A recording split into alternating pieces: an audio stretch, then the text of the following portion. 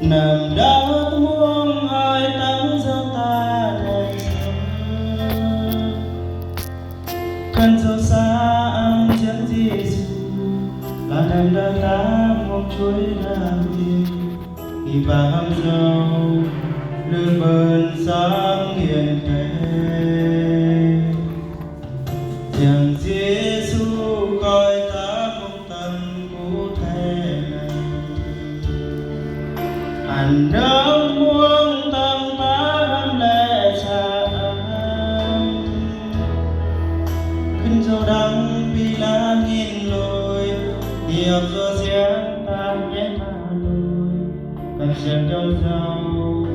bên nóc ta muộn mang tay giường ta muông ở cánh bên đường chơi cứ bôi ót thêm đi duyên tầm xa ơi tu cát bên hồ nằm bên bờ xa bóng giang rồi riêng thôi chìm rớt bên sau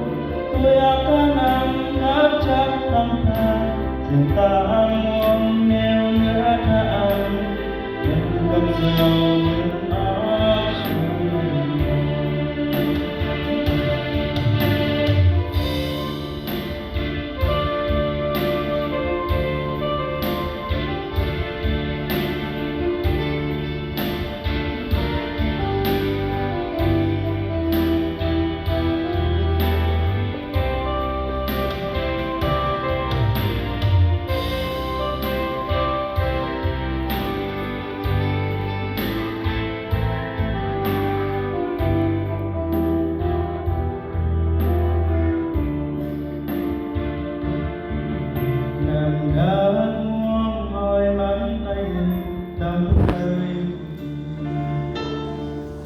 nằm đó muông hỏi nắng dấu ta đèn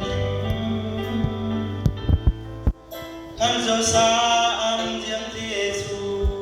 là nằm đó ta muông chuối ra về thì bà hâm dầu lửa bơn sáng nghiền khe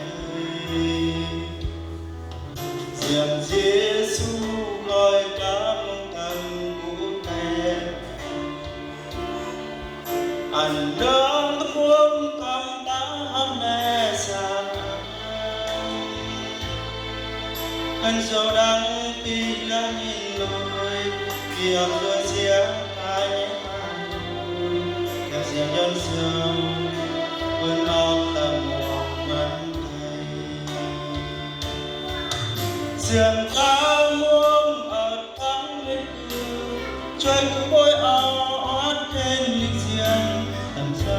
ơi tu cát bên hồ một nằm bên bờ xa ăn bận giếng rồi giếng khói chìm rớt phía sau